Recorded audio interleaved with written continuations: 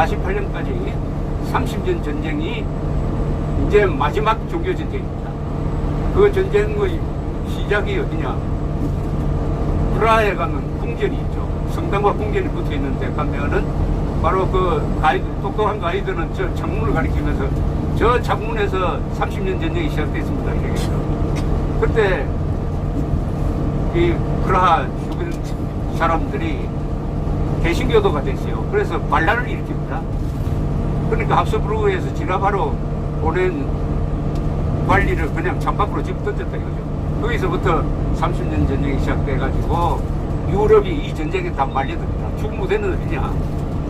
지금 체코, 슬로바키아, 헝가리, 그리고 주로 독일 지방에서 30년 전쟁이 시작됐는데 신교 대 구교의 싸움입니다. 여기서 또 다른 강국이 하나 등장합니다. 이 전쟁을 통해서 바로 스웨덴입니다.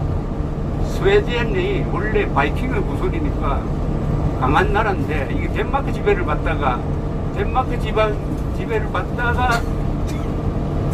독립을 하니까 이 나라가 또 힘이 넘치는 나라가 됩니다. 그래서 거기 구스타프라는 왕이 등장하는데 이 사람이 요새 현대전에서 쓰는 보병, 기병, 포병을 결합시키는 신식 군사 제도를 만들어가지고 유럽에서 종교 분쟁이 일어난 이후에 제일 먼저 구교를 버리고 신교를 선택한 나라가 스칸디나비아 국가입니다. 바로 덴마크, 지금 기준으로 이야기하면 노르웨이, 스웨덴이 루터교로 가버립니다. 루터교. 그러면서 신교의 수호자가 돼요. 자, 30년 전쟁의 주 전장은 독일이고 여기에 스웨덴 군대가 들어옵니다. 최강의 군대였어요. 그리고 여기에 맞서 싸우는 게 합스부르크가 있어요.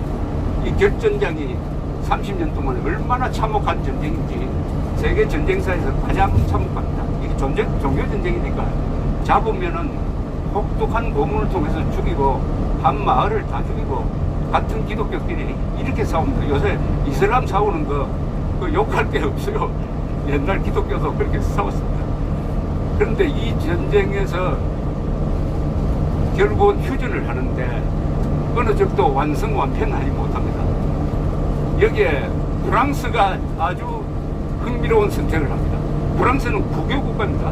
종교 분쟁을 통해서 구교로 결정한 나라입니다. 그리고 유거노라고 불리는 개신교도들을 다 추방을 해버렸어요. 이 유거노가 독특한 사람들이 많고 기술자가 많아서 유거노가 어디로 주로 많이 갔느냐 하면은 러시아로 많이 갔어요. 베를린으로. 베를린이 그렇게 다시 이제 발전하게 됩니다. 기술자가 많이 오니까. 하여튼 기술자나 엘리트들을 추방하는 나라는 좀 곤란해지고 그걸 받아주는 나라가 건강해 됩니다. 프랑스가 누구 편을 듣느냐? 종교전쟁에서 개신교 편을 듭니다. 그러니까 스웨덴 편을 들어버려요. 그러니까 그때는 프랑스는 이미 종교 문제를 정리를 했기 때문에 국가의 이익이 우선한다. 종교 가지고 너무 하지 말자. 우리는 국가의 이익을 위해서는 오스트리아와 맞서야 된다. 그러니까 합스부르크와 맞서야 된다. 이렇게 하니까 결국 휴전으로 가서 그 뒤부터는 유럽에서는 종교전쟁이 없어집니다. 그리고 1648년에 웨스트팔리아 조약이라는 걸 통해서 국경선을 그어요. 이 국경선이 유럽의 지금 국경선하고 거의 비슷합니다. 변함이 없습니다. 웨스트팔리아 조약이 오늘은 유럽 질서를 만들어냈습니다. 자, 이제 합스부르크 입장에서 보면은 자, 그런 식으로 정리가 되어 있는데 이제 라이벌이 하나 등장하기 시작했습니다. 바로 베를린 중심의 프러시아. 프러시아는 튜톤 기사단의 후예들이 집권한 나라입니다. 원래 이게 군사국가입니다. 프러시아가 프레데릭 1세, 2세라는 영명한 군주를 중심으로 군사 강국을 만들기 시작을 하면서 오스트리아에 도전해오기 시작을 했습니다. 합스부르크에 도전하기 시작했습니다. 여기에 7년 전쟁이 벌어집니다. 7년 전쟁은 실레시아라는 지역의 영유권을 놓고 다투는 유럽 전쟁입니다. 아니, 이게 세계 전쟁이에요. 이게 세계적 규모로 번집니다. 왜냐하면 18세기 전쟁인데 그러니까 오스트리아라고 해야 되겠습니다. 오스트리아 편을 들 것이냐, 러시아 편을 들 것이냐로 해서 쫙 갈립니다. 오스트리아 편을 드는 나라가 프랑스입니다. 이제는 프랑스, 그 다음에 러시아입니다. 그 다음에 러시아 편을 드는 나라가 영국이에요. 영국. 이렇게 돼서 나중에 가면은 프러시아가 몰립니다. 러시아 군대가 베를린을 점령을 해요. 프레데릭 2세가 항복을 준비를 합니다. 이때 기적이 일어나는, 그걸 브란덴부르크의 기적이라고 하는데, 바로 러시아에서 엘리자베스 1세 황제가 죽고 표토르 3세란 황제가 집권하는데, 이 사람이 정신적으로 이상한 사람이에요. 요새 문재인 대통령과 좀 비교할 수 있는 사람입니다. 이 사람은 러시아 황제가 됐는데 자기가 존경하는 사람이 누구냐? 바로 프레데릭 2세를 존경해요. 딱 황제가 되자마자 동맹을 바꿔버립니다. 오스트리아와의 동맹을 포기하고 러시아와 동맹을 만들어요. 요새는 말하면 한미동맹 폐기하고 뭐 북한하고 연방제를 만든다든지 아니면은 중국과 한중 동맹을 만든다든지 하는 이런 얘기죠. 난데없이 러시아 군대는 다 이긴 전쟁에서 이게 뭐 이상하게 돼버렸습니다. 이때 표토르 3세의 부인이 나중에 유명하게 되는 에카테리나 2세죠. 러시아에서 대제라는 뒤에 수식어가 붙는 사람이 두 사람입니다. 표토르 대제, 에카테리나 대제. 이 에카테리나 대제는 독일 사람입니다. 시집 왔어요. 아주 교양이 있고 잘생기고 섹스 어필하고 이런 사람인데 남편이 아주 이상한 사람이에요. 약간 정신적으로 이상한 사람. 그러니까 양쪽이 서로 바람 피워버립니다. 그래서 에카테리나 이 그때는 이제 황태자의 비죠. 이미 젊은 장교하고 붙어가지고 애까지 낳습니다. 그러나 그걸 다 인해버려요. 그런데 이 남편이 왕이 되고 나서, 황제가 되고 나서 이런 동맹국을 바뀌니까 여론이 부글부글합니다. 부글부글하고 막 독일식으로 막 바꾸는 거예요. 군복도 독일식으로 바꿔버리고 이렇게 하니까 반란이 일어나죠. 에카테리나 2세가 지휘하고 근위병이 뒷받침하는 쿠데타가 일어납니다. 그래서 표토르 3세를 잡아가지고 죽여버립니다. 그래야 에카테리나 2세가 등장해서 이 사람이 30년 이상 러시아를 개명시키는 개명군주가 됩니다. 에카테리나 2세의 작품이 남아있는 게 뭐 페테르부르크에 가면 많지 않습니까? 바로 에르미타주 미술관이죠. 에르미타주 미술관. 그때 프랑스에 자기 에이전트를 하나 두고 막 사모았습니다. 미술품을 막 사모아가지고 오늘날의 에르미타주 미술관을 만들었습니다. 그 이외에도 뭐 많습니다. 이 사람의 업적은 너무나 많기 때문에 이것도 이 이야기만 해도 또 한편 이분이 결혼을 안 했어요. 죽을 때까지. 그러나 애인이 공식 애인이 12명이 있습니다. 전부 젊은 장교입니다. 그걸 다 공개되는 겁니다. 그 중에 예외가 한 사람이 있었는데 포템킨이라는 장군과는 진짜 연애를 했다고 합니다. 비밀 결혼했다는 설도 있습니다. 포템킨은 러시아를 영토를 확장을 해가지고 흑해 주변까지 터키를 몰아내고 한 그런 왕입니다. 여기서 이제 바로 합스부르크 오스트리아의 쇠락이 시작됩니다. 7년 전쟁에서 이기지 못했어요. 그 뒤에 나폴레옹이 등장합니다. 이 나폴레옹은 유럽 전체를 뒤흔드는 거죠. 그럼 저 나폴레옹을 어떻게 다룰 거냐 하는 데서 보조를 맞춘 나라가 두 나라입니다. 잉글랜드, 영국, 이때부터 영국을 해요. 영국과 오스트리아입니다. 영국과 오스트리아가 공조를 해가지고 나폴레옹에 대결하는 연합군을 만듭니다. 러시아를 끌어들이죠. 이때는 러시아가 이제 커졌습니다. 에카테리나 2세가 정치를 잘해가지고 러시아의 국력이 신장을 하고 여기에 러시아가 비로소 유럽 정치에 끼어듭니다. 나폴레옹이 등장됩니다. 그래서 영국, 러시아, 그리고 오스트리아 이 삼각동맹이에요. 그리고 스페인은 그때 이제 국력이 약해져서 좀 별 볼일 없는 나라로 바뀌고 있습니다. 전쟁, 육상에서 전투했다 하면 무조건 나폴레옹이 이기는 거 아닙니까? 1805년, 브루노라는 도시 근방에 있는 아우스테리츠에서 새 황제가 이끄는 군대가 부딪힙니다. 새 황제의 전쟁이라고 해요. 나폴레옹 이미 그 전에 황제가 됐습니다. 고해에 황제가 됐습니다. 그 다음에 알렉산더 1세인지 2세가 이끄는 러시아, 그리고 합스부르크 왕조의 오스트리아 군대가 아우스텔리츠에서 결전을 하는데 여기서 나폴레옹이 이깁니다. 나폴레옹이 병력이 부족했는데 나폴레옹의 유명한 전투에서 가장 전략적으로 탁월한 걸 하나 꼽으라면 아우스텔리츠 전투를 꼽습니다. 여기서 이김으로써 비엔나, 오스트리아, 합스부르크 항복을 합니다. 항복을 하면서 신성 로마 제국이 해체됩니다. 그동안 한 800년 동안 명목상 계속되던 신성 로마 제국이 해체되고 어디부터는 오스트리아 제국으로 바뀌어버립니다. 이렇게 오스트리아 황제라는 직위는 계속 가져갑니다. 1914년 1차 세계대전이 나고 1918년에 그리고 그 다음에 해체될 때까지. 자, 그러면 오스트리아는 당하고만 있느냐? 그렇지 않죠. 이 나라는 외교를 잘하는 나라입니까? 외교하면 영국도 잘하지만 외교는 합스부르크를 당할 수가 없죠. 그 외교의 축이 결혼 정책이죠.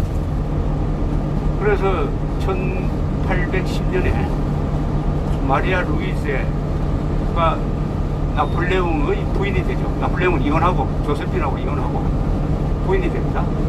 나폴레옹은 어떤 고민이 있었느냐? 나폴레옹은 왕이 아니에요. 나폴레옹의 고민은 이겁니다. 왕은 전쟁을 해서 지더라도 돌아갈 고향이 있는데 나는 한 번 지면 그것을 끝이다. 좀 고독하죠. 왕가가 아니니까 지면은 그걸로 끝입니다. 그러니까 이겨야 돼요. 나폴레옹은 이겨야 돼요. 전쟁을 이렇게 많이 한 이유가 바로 이기지 않으면은 이게 유럽 질서를 지금 뒤흔들고 있는데 이 왕권을 가진 왕들이 당기를 해가지고 자기를 타도할 거를 너무나 잘 알기 때문에 그래서 결혼 정책을 써가지고 합스부르크가 일단 나폴레옹과 손을 잡아요. 연명을 하기, 오스트리아를 연명하기 위해서. 이런 와중에서 나폴레옹이 결정적인 실수를 합니다. 1812년에 60만 대군을 가지고 러시아로 쳐들어갑니다. 왜냐? 그때 대륙 봉쇄령을 내렸죠. 영국하고 무역하지 마라 했는데 러시아가 이것을 어겼다고 해가지고 징벌을 한다고 60만 명을 데리고 모스크바를 점령하는 데까지는 성공을 했는데 그때 겨울이 오고 보호선이 끊기고 또 게릴라전을 하고 하니까 결국 철수하기로 합니다. 철수할 때 러시아 군대가 매복해가지고 습격을 해가지고 60만 명 중에 살아서 돌아온 사람은 10만 명도 안 됐습니다. 그 2년 뒤 어디로 갑니까? 엘바섬으로 가죠. 퐁탱브루라는 파리 남쪽에 나폴레옹 궁전, 거기서 그 리병들하고 작별하고 엘바섬으로 갔습니다. 엘바섬 요 지중해에 있는. 거기 가서 한 1년 동안 있으니까 어머니도 찾아오고 해가지고 네가 여기서 이렇게 죽으면 되겠느냐 하니까 용기 빽빽 해가지고 또 탈출을 해가지고 1815년에 다시 파리로 복귀를 하고 거기서 다시 군대를 동원해가지고 1815년 6월 벨기에 남쪽에 있는 브루셀 남쪽에 있는 워털루에서 결전을 하죠. 세계 역사가 결정되는 순간이었습니다. 각각 7만 명 정도씩 동원합니다. 하루 만에 한 3만 명이 죽었어요. 하루 만에. 그러나 결국 웰링턴이 이끌던 연합군이 승리를 함으로써 나폴레옹은 올라갑니다. 자, 이렇게 되니까 이제는 합스부르크 오스트리아가 전후 처리를 요리하는 나라가 됐습니다. 외교라고 하면 하여튼 끝내주는 나라니까 비인 회의가 열립니다. 비엔나 회의죠. 회의는 춤춘다는 말이 있는데 회의를 하면서 나폴레옹을 몰라 이후에 유럽 질서를 어떻게 결정하겠느냐. 어느 나라는 누구한테 주고 하는 이런 걸 막 회의를 합니다. 이것을 주도한 사람이 오스트리아의 외무장관 메테르니히라는 사람. 메테르니히. 역사에 남는 외교관이죠. 메테르니히. 키신저 같은 사람이 제일 존경하는 메테르니히. 이렇게 해서 다시 오스트리아가 나폴레옹 전쟁의 도전을 끊고 일었습니다. 일었어요. 그러나 이미 국력이 많이 약해졌습니다. 또 러시아의 도전이 일어나고 하니까 그 뒤에는 주로 발칸 반도에 관심을 가지게 됐습니다. 세르비아, 크로아티아 뭐 이런데. 자, 러시아는 또 발칸 반도는 슬라브족이 사니까 우리 거다 해가지고 발칸 반도를 사이에 두고 오스트리아와 러시아가 대결합니다. 그것이 결국 1차 세계대전으로 가죠. 1차 세계대전은 누굽니까? 영화에 많이 나오는 사람. 암살당하는 황태자가 지금 사라예보, 보스니아의 사라예보죠. 사라예보를 방문했는데 딱 매복하고 있던 세르비아 청년이 암살을 했습니다. 딱 권총 2발로 부인과 함께 죽였어요. 오스트리아는 잘 됐다 해가지고 세르비아를 응징하겠다. 응징하려면 단독으로는 안 되니까 동맹맺은 독일 빌레름 2세에게 우리 도와달라고 합니다. 빌레름 2세가 경솔하게 백지 수표를 걸어줍니다. 마음대로 하라고. 오스트리아 너 마음대로 하면 무조건 밀어준다. 이게 전쟁으로 갑니다. 오스트리아가 세르비아에 선전포고를 하니까 세르비아의 후견국인 러시아가 가만히 있을 수 없죠.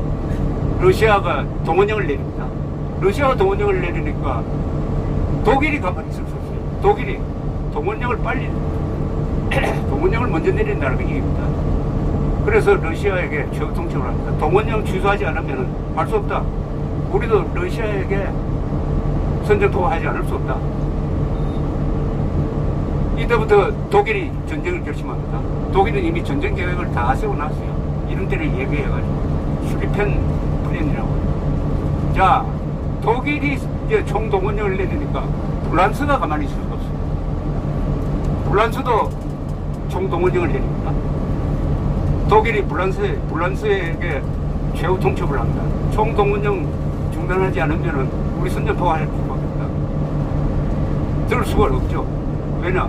프랑스와 러시아는 동맹관계에 있습니다. 영국, 프랑스, 러시아가 동맹관계에 있어요. 자, 이제 마지막 남은 나라가 영국입니다. 영국이 아직 결정을 못하고 있는데 먼저 독일이 프랑스를 선제 공격합니다. 그때 선제 공격할 때 원래 전쟁 계획에 의해서 중립국인 벨기에를 통과하는 작전을 펴니다. 벨기에의 중립을 보장해 주겠다는 나라가 영국이었어요. 영국이 독일에 선제 포고합니다. 이렇게 해서 오스트리아만 원했던 전쟁인데 다른 나라는 원하지 않았던 전쟁이에요.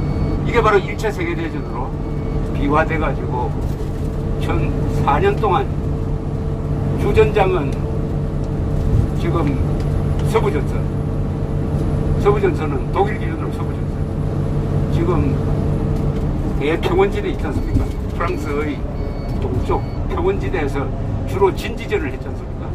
기관총으로 어마어마한 사상자가 생기고 하루에 3만 명이 죽고 베르당 전투에서는 상방 합쳐서 한 60만 명이 죽는 이런 끔찍한 전쟁을 하고 결국은 어떻게 됩니까?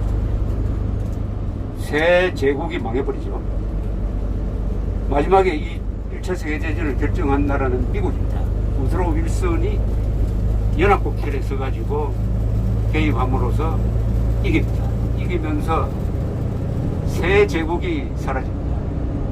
러시아에서는 공산혁명이 일어나서 로마노프 왕조가 몰락하고 오스트리아도 합스부르크 왕조가 끝장나고 독일도 빌레름 2세가 망명하고 제국 하나 또 날아갑니다. 오스만 터키입니다. 이 오스만 터키가 독일 편이 됐어요. 오스만 터키도 없어져 버렸습니다. 그러니까 1차 세계대전은 4대 제국을 그냥 몰락시키고 합스부르크도 그것으로서 끝장이 났는데, 최근 뉴스를 보니까 그 합스부르크 왕가의 아들을 하고 나폴레옹의 후손인 여자하고 결혼한대요. 결혼하는 장소도 앵발리드에 있는 성당에서 결혼한다는 이런 뉴스가 있었습니다. 시간 너무 끄것 같은데 이걸로 일단 끝내겠습니다. 고맙습니다.